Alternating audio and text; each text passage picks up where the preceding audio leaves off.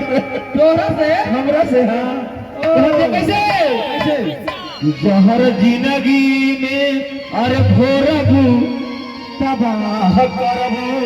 हाय हाय हाय हाय ये गलत बात है ए भाई कहत है कैसे कैसे कि जहर जिंदगी में भोरबू हमारा मुंह में हवा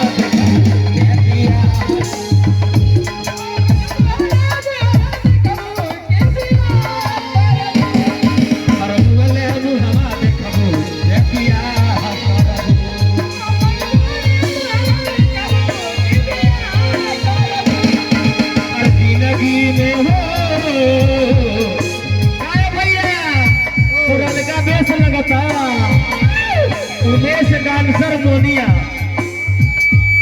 जहर जिंदगी में घोरा तबाह करबू। जहर जिंदगी में घोरा तबाह करबू हमारा बोले मुहरा देखबू।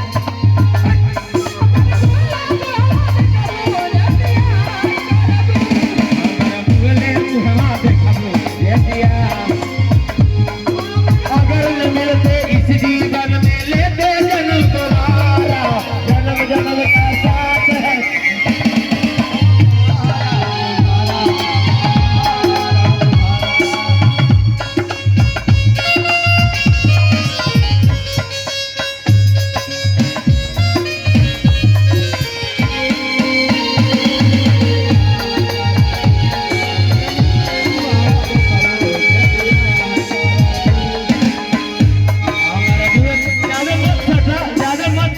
उम्र नहीं थे उम्र चल गई हमरा बोले मुहला देखो रबिया